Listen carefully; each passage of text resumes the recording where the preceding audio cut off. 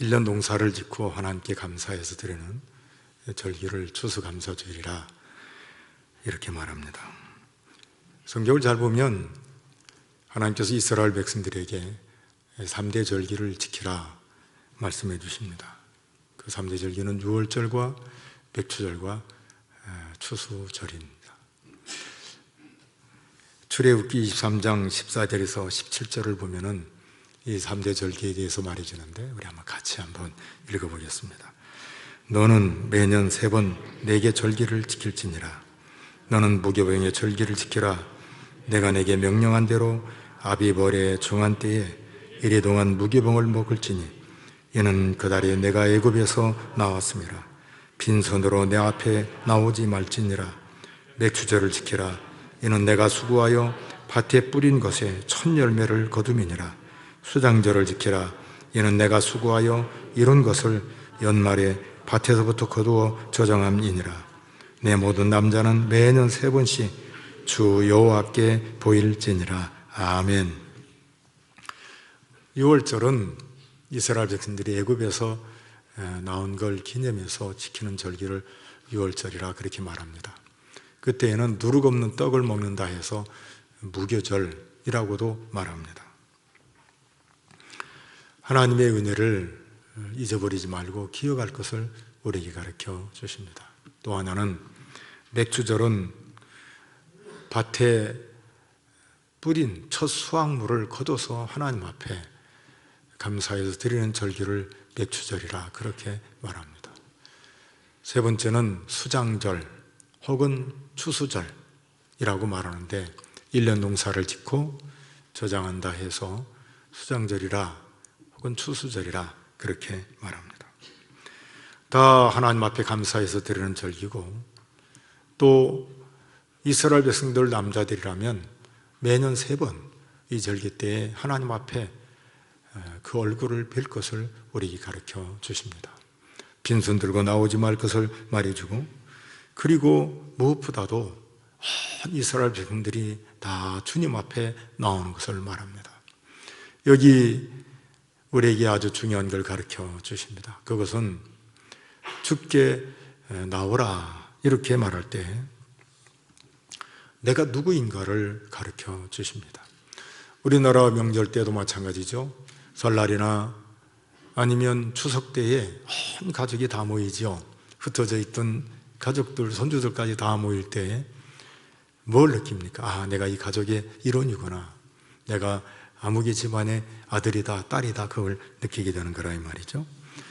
2022년도 추수감사주의를 우리 맞이해서 다시 한번 이런 교회를 허락해 주신 하나님께 감사하면서 그리고 우리 가정을 지켜주시고 우리 자녀손들을 지켜주신 그 하나님께 감사하면서 정성을 다해서 드리는 추수감사주일이 되기를 바랍니다.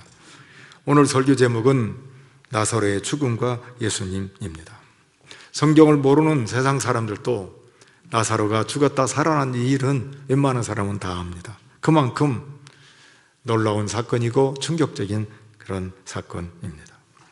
예수님께서 나사로가 죽었다는 말, 병들었다는 말 듣고는 이틀을 더 머뭅니다. 그리고 난 뒤에 제자들에게 다시 유대로 가자고 말합니다. 그때에 제자들이 뭐라고 말하냐면 랍비여, 방금도 유대인들이 돌로 치려 하였는데 또 그리로 가시려 하나이까. 예수님께서 유대로 간다는 건 결코 좋은 상황이 아닙니다. 십자가를 지시기에 가까운 시간이 될수록 유대인들과 종교 지도자들은 예수님을 어떻게 죽일까 하고 혈안이 되고 그리고 음모를 꾸미고 그리고는 아주 예수님을 죽이려고 급박하게 돌아가고 있는 그런 시대였습니다. 주님은 그런다 할지라도 한 번도 십자가를 향해서 걸어가는 그 걸음을 멈추거나 아니면 곁길로 가거나 아니면 다른 생각을 가지신 적이 한 번도 없습니다. 주님은 일생을 십자가를 향한 걸음이었고 그리고 그 십자가를 향해서 머뭇거리지를 않은 우리 주님의 행보였습니다. 위험이 도사리고 있는 그런 때에도 우리 예수님 유대로 가자고 말합니다. 우리를 사랑하시는 주님의 그 사랑과 깊이, 높이, 넓이가 얼마나 큰지 주님의 행보를 통해서 알 수가 있습니다. 무엇보다도 요한복음 13장 1절에 보면은 우리 주님께서 아버지께로 돌아가실 날이 가까우니까 자기 사람들을 사랑하시되 끝까지 사랑했다고 말하는데, 우리 같이 한번 읽어보겠습니다. 6월절 전에 예수께서 자기가 세상을 떠나 아버지께로 돌아가실 때가 이룬 줄 아시고 세상에 있는 자기 사람들을 사랑하시되 끝까지 사랑하시니라. 아멘. 이제 얼마 지나지 않으면 십자가를 집니다. 십자가를 지고 나서 부활하시고 그리고는 조금 지나면 떠나십니다. 그걸 알기 때문에 자기 사람들을 사랑하시되 끝까지 사랑하신다. 사실 주님은 우리를 사랑하셔서 이 땅에 오신 겁니다.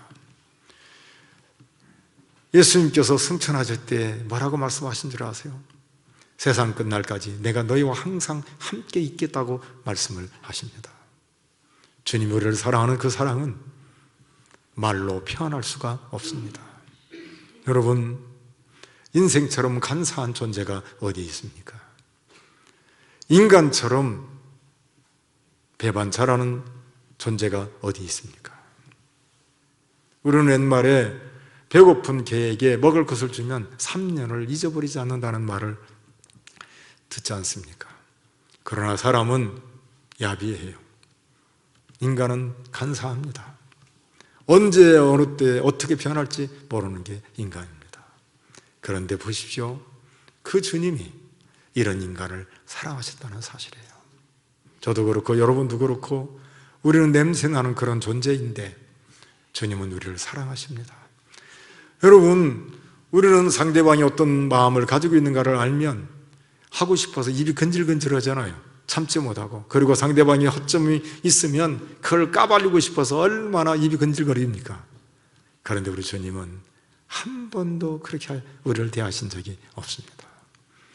주님을 생각하면 그야말로 말로 표현할 수 없는 그 하나님의 사랑이 얼마나 큰지, 우리를 위한 주님의 그 애틋한 마음이 얼마나 따뜻한지 그걸 느끼게 됩니다.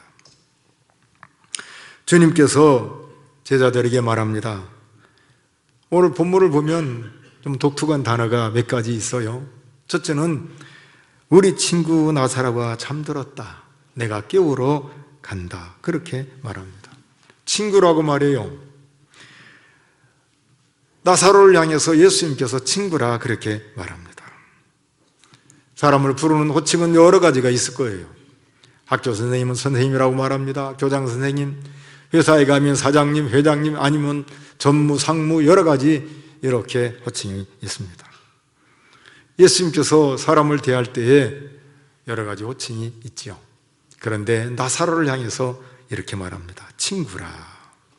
친구는 과거나 지금이나 앞으로 계속 이어져가는 세상에서 친구라는 말은 참 듣기가 좋은 말입니다. 친구는 든든하고 그리고 자랑스러운 존재입니다. 좋은 친구는 일생에 도움이 되고 인생을 기쁘게 해줍니다. 요즘 장수 시대뿐만이 아니라 과거에도 그렇고 지금도 그렇고 앞으로도 마찬가지일 거예요. 친구, 나이가 들수록 친구가 필요하다는 말을 많이 합니다. 언제든지 찾아갈 수 있는 친구, 언제든지 밥 먹을 수 있는 친구, 언제든지 전화 걸 수 있는 친구, 이게 있어야 된다고 사람들이 다 이구동성으로 말을 합니다.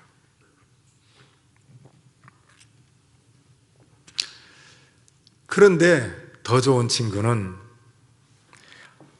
매일같이 기도해 줄 수 있는 친구, 언제든지 만나면 성경을 놓고 진리를 얘기할 수 있는 그런 친구, 그리고 복음의 감격에 기뻐서 예수님을 말할 수 있는 그런 친구가 있다는 건 행복이고 기쁨입니다. 오늘 예수님께서 나사로를 향해서 친구라 그렇게 말합니다. 제가 찾아봤어요. 도대체 이 친구가 이름이 얼마나 많을까? 그랬더니 참 많더라고요.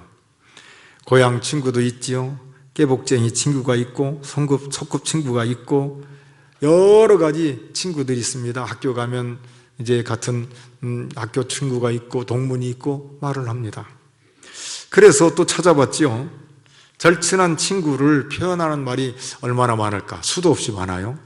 중마고우, 대나무 말을 타고 놀던 옛보시라는 뜻으로 어릴 때부터 같이 놀며 자란 친구, 금난지게, 친구 사이에 매우 두터운 정, 관포지교, 관중과 포수계의 사귑이라는 뜻으로 우정이 아주 돈독한 친구 관계, 단금지교, 쇠라도 자를 만큼 강한 교분이라는 뜻으로 매우 두터운 우정, 막역지간, 서로 거스르지 않는 사이라는 뜻으로 허물이 없는 아주 친한 사이. 이렇게 다양하게 이 친구, 좋은 관계를 말해주는 단어들이 있었습니다. 예수님은 나사로를 향해서 친구라고 말하는 이것을 볼 때에 예수님과 나사로가 얼마나 그 교분이 가까웠는가를 알 수가 있습니다. 그렇다면 예수님의 친구는 어떤 사람이 예수님의 친구가 되겠습니까? 사업을 하면 사업 친구가 될 수 있고 공부를 하면 동문이 될 수가 있고 그러지만 예수님과의 친구라는 건 어떻게 되느냐 이 말입니다. 우린 인간 세상에서도 1년만 선배면 하늘처럼 높아가지고 친구 된다는 건 어려운 거예요. 그런데 예수님은 하나님이십니다. 그런데 그분과 어떻게 우리가 친구가 될 수가 있느냐 이 말입니다. 그런데 놀라운 일은 주님의 기준이 분명해요. 한 번은 예수님께서 많은 사람들을 가르치고 있을 때 사람들이 너무 많이 모여서 예수님의 어머니 마리아와 그의 형제들이 예수님을 찾으러 왔어요. 찾아왔는데 갈 수가 없는 거죠. 그 중에 한 사람이 당신의 어머니와 형제들이 왔다고 말을 합니다. 그때 예수님께서 정확하게 누가 내 모친이여 내 형제인가에 대해서 말씀해 주십니다. 누구든지 하늘에 계신 내 아버지의 뜻대로 하는 자가 내 형제요, 자매요, 어머니라고 말씀해 주십니다. 아무나 예수님의 어머니가 되는 게 아니고 아무나 예수님의 형제, 자매가 되는 게 아니라는 사실입니다.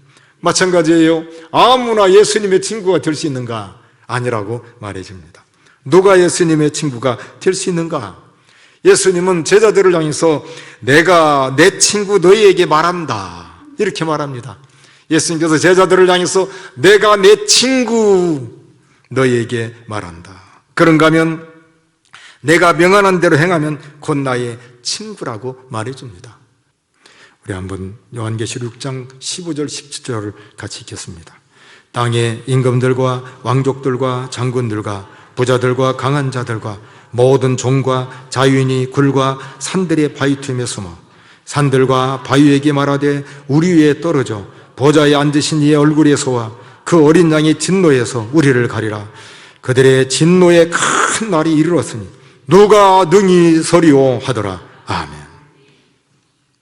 주님이 심판하시는 그때에 어떤 일이 벌어지냐면 죽고 싶어도 죽을 수가 없어요.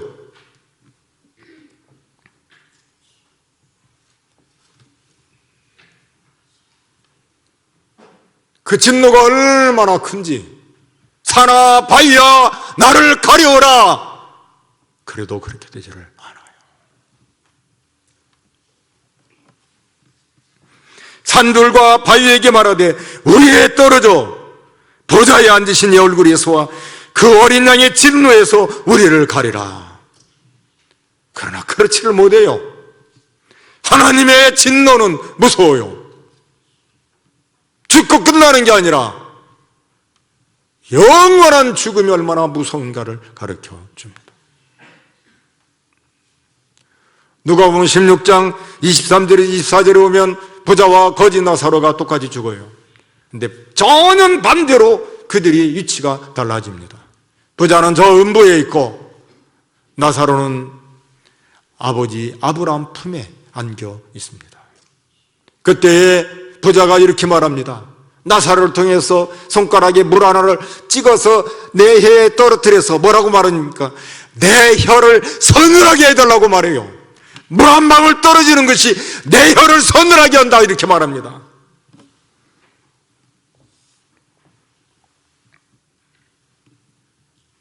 그러니 어느 누구도 죽음을 담담하게 받아들일 수가 있겠습니까? 죽음은 하나님과 단절이에요. 하나님을 떠난 인간, 하나님 없는 인간에게는 고통뿐입니다. 그런데 이런 죽음을 예수님이 뭐라고 말씀하시냐면 잠이라 이렇게 말합니다. 잠을 잔다. 죽음 앞에 공포와 절망으로 포기하고 체념하고 무기력하게 당할 수밖에 없는 이 죽음. 그런데 이 죽음을 예수님은 잠잔다, 다시 깨어날 잠에 불과하다고 말합니다. 인간에게 죽음은 무섭고 두렵고 공포이지만 예수님에게는 다시 깨어나는 잠이다. 왜 그래요? 예수님이 부활이요 생명이시기 때문입니다. 예수님 앞에 더 이상 죽음은 왕이 아니에요. 예수님 앞에 죽음은 더 이상 위협적인 존재가 아닙니다. 예수님만이 죽음을 이기시고 부활하셨습니다. 예수님 앞에 죽음은 곧 사망입니다.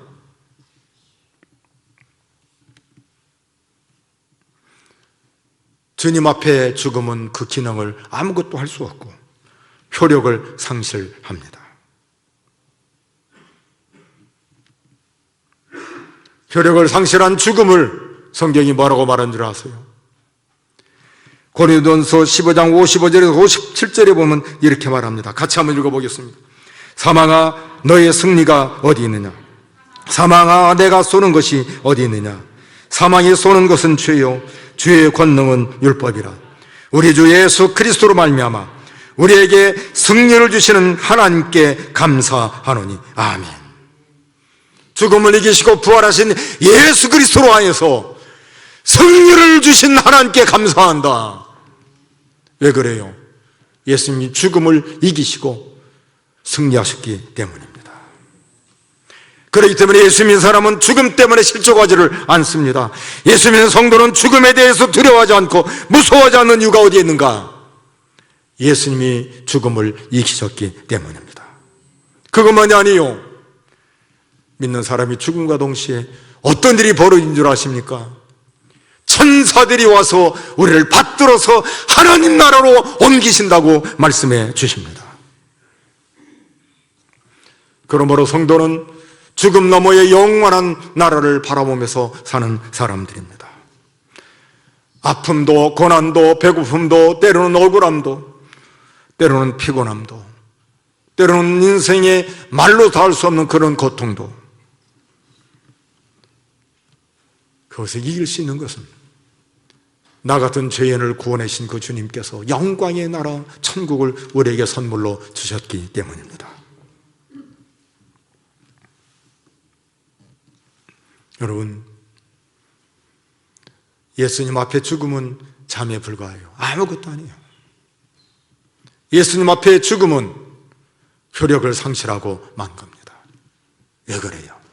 예수님이 죽음을 이겼기 때문에 그렇습니다. 물론 예수님도 나사로가 죽어서 무덤 앞에 갔을 때 사람들이 눈물을 흘릴 때 예수님도 눈물을 흘려요. 통분히 여깁니다. 그런데 예수님의 죽음은 잠에 불과합니다. 그래서 이대로 가자고 말합니다. 내가 깨우러 가자고 말합니다. 내가 깨우러 간다고 말해줍니다.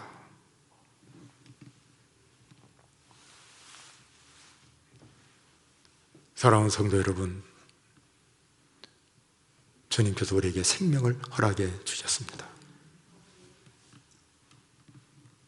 수많은 우리의 신앙의 선배들, 이 땅에서 믿음으로 사는 것이 그렇게 쉽지 않은 일이고, 그리고 많은 고난과 박해가 있었습니다만 그것을 이길 수 있는 딱 하나는 영원한 생명을 우리에게 허락해 주셨기 때문입니다.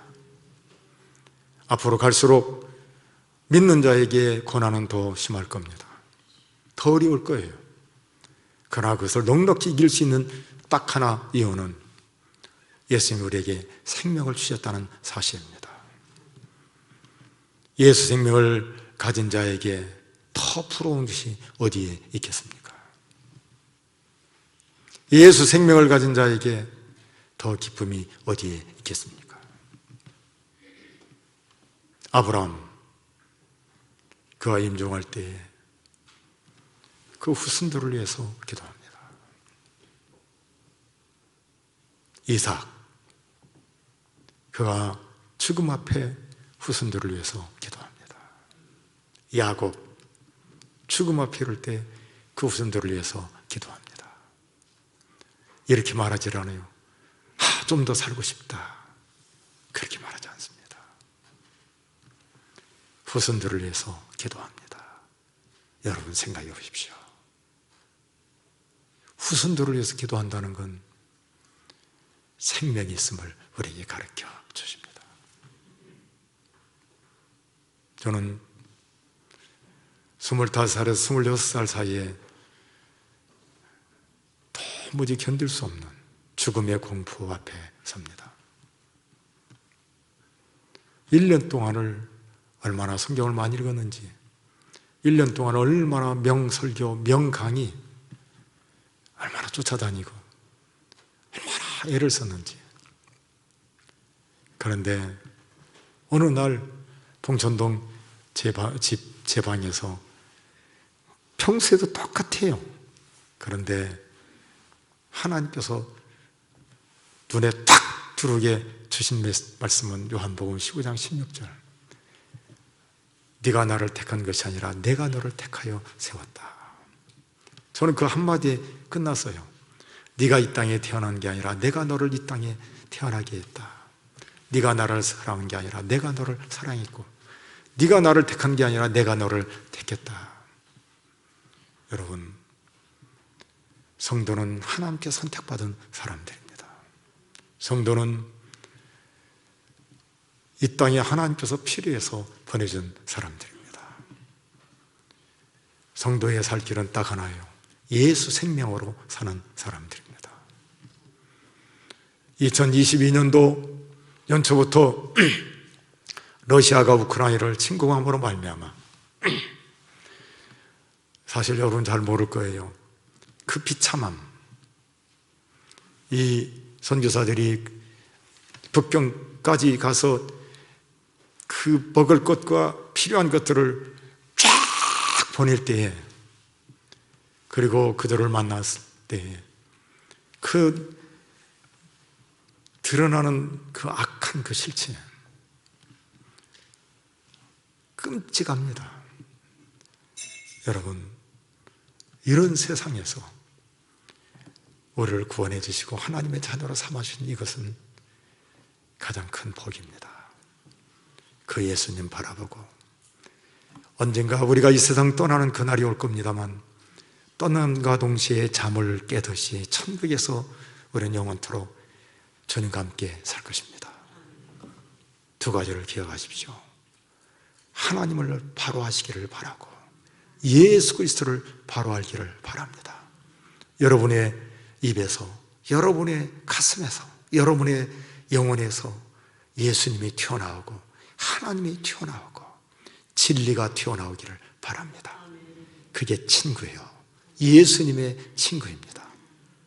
우리와 함께 나를 친구 삼아주신 그 주님, 친구는 친구를 잘 알듯이 예수님 잘 알고 하나님 잘 알고 진리로 가득히 채워진, 그래서 우리에게 죽음이 왔을 때 잠에서 깨듯이 영원한 천국에서 함께 만나고 함께 기쁨을 누리는 그런 아름다운 하나님의 백성 자녀, 주님의 친구로 사는 저와 여러분들이 되기를 바랍니다.